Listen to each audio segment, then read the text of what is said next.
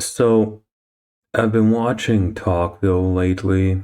If you don't know, it's the Lex Luthor podcast. It's one of them. The main one is Inside of You, but the Talkville one is the one where he has conversations with, Clark. And they've been talking about Smallville primarily and all the work that went into it. Now, I always thought the series sort of became too much of an outline. It became a show that focused way too much on just presenting ideas instead of indulging in them.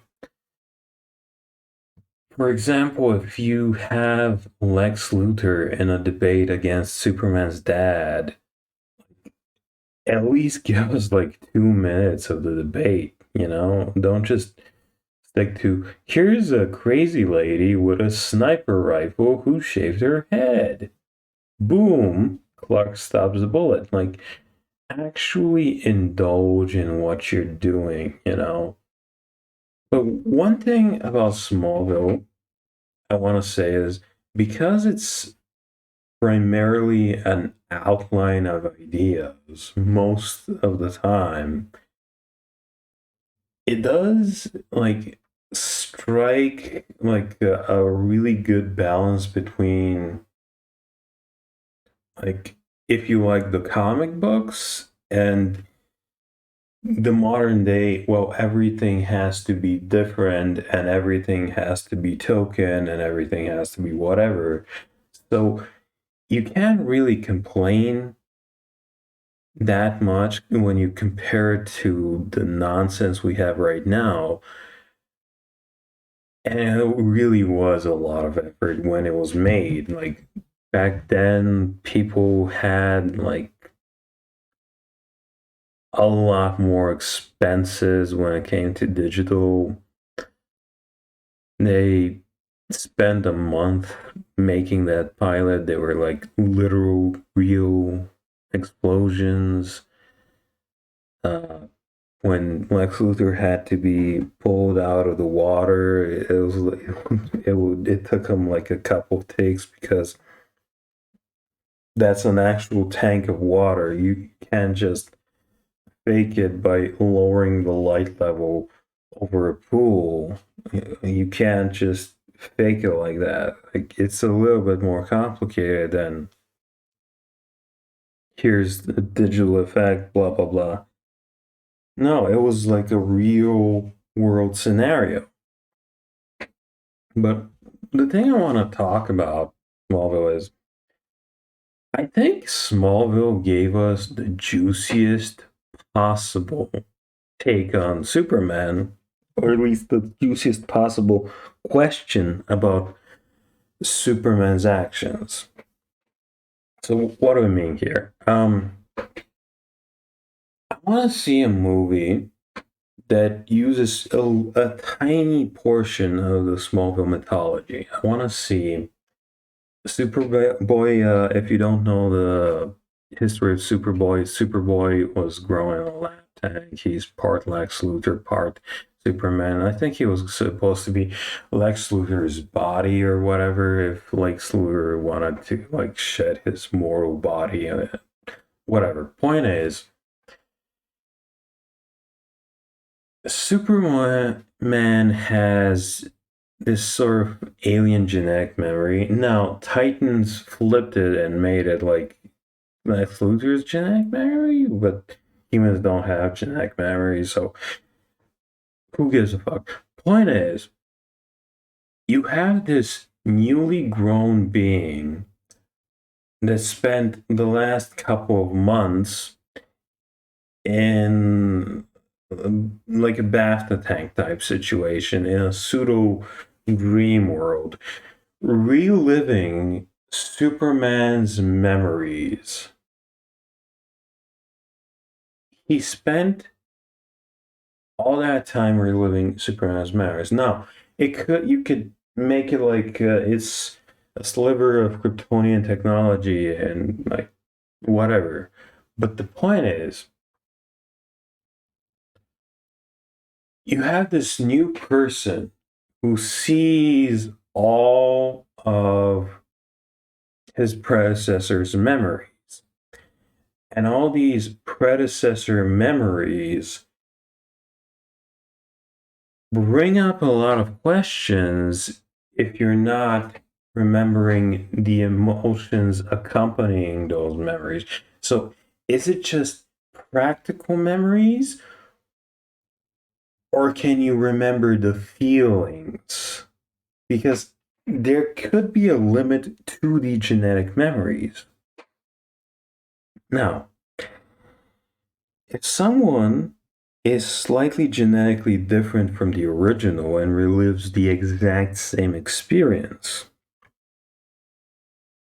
that's another person stuck in another person's life. So I want to see a world of a take, like a movie or a mini series, where Superboy goes up to Clark and he's like, he asks him, one thing that always bothered me is, why didn't you kill Tim Westcott? Now, why didn't you kill Tim? Now, Tim Westcott, if you don't know, he's a sand guy and he killed Clark's girlfriend. Clark's girlfriend, Alicia, is a teleporter.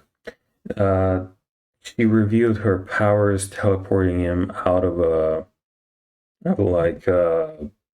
falling elevator.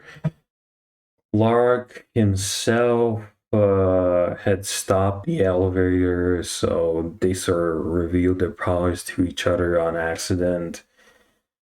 She asked him out on a date. They went on a date, but he didn't kiss her. So right after that, there's like an ethical issue because she got her powers from a meteor rock, and Clark, there was a meteor shower where he came to Earth, and it's like kryptonite, blah blah blah. And Clark is surprised by her in her undies in his room. She's wearing a red top and Hello Kitty undies, and then uh, his dad like opens the door, blah blah blahs, and it's like he doesn't immediately close the door and say good job. No, he's like Clark's dad. He won't let you have fun. He won't let you keep the truck. He's gonna be like, I want you to know where the money came from that bought you that truck, that bought that truck. Lex isn't his father, blah blah blah. Whatever. The point is, Alicia had to deal with some stuff, and with her having to deal with some stuff in her childhood, being locked in a lead room and like being a teleporter, like the powers tend to make you crazy, right? If you're a media freak, powers tend to make you crazy. So she tries to kill Lana, and she gets sent to an insane asylum. There's other stuff there, but basically, after she gets out, she's like trying to make amends, and they start dating. And then Lana gets attacked. Lana gets attacked immediately after someone makes a joke about the first. I don't want to spoil it too much, right? But the thing is, Clark Saul, you gotta like be reformed and whatever. And then when she gets framed for something, he's like, I think you did it because everything tells me that you did it. The evidence shows me that you did it. But she was framed, and she's pissed that he doesn't trust her.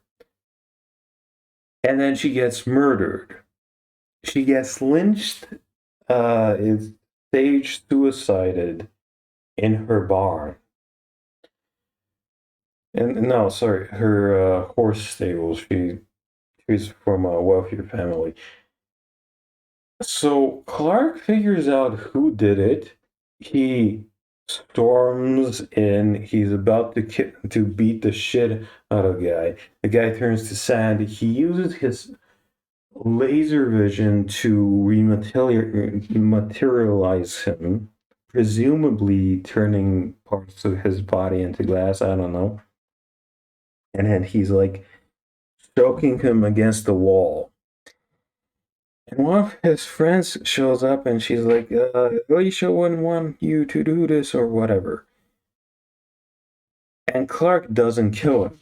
Now, the juicy thing here wouldn't be to have Clark kill the guy. The juicy thing here would be to have Clark not kill him and to wonder about his own actions, because Superman's boy asks him, "Why didn't you kill him?" And Clark's like, "I don't know. I don't know if it was because it was the right thing to do, or because if I had done it, I wouldn't be able to bear to look at myself in the mirror over the hypocrite that I am." So, is Superman because things need to be done the right way? Things need to be good. There needs to be hope, justice, and whatever.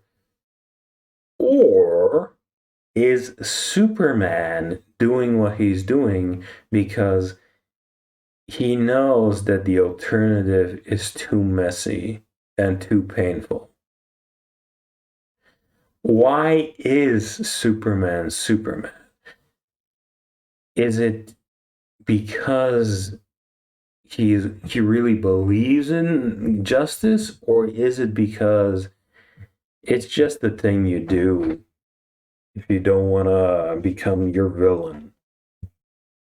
Now that conflict can like just echo on into eternity, because he's wondering about his own motivations, but he's also wondering about the permanent consequence of how he interprets his motivations, and it's just juicy as fuck.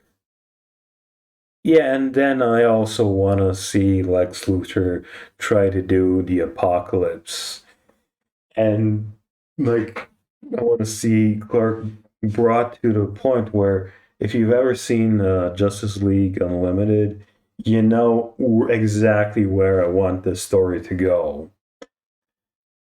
That moment, and you would actually genuinely wonder, will he kill the guy after, or won't he kill the guy because the guy is too fucking dangerous, you know?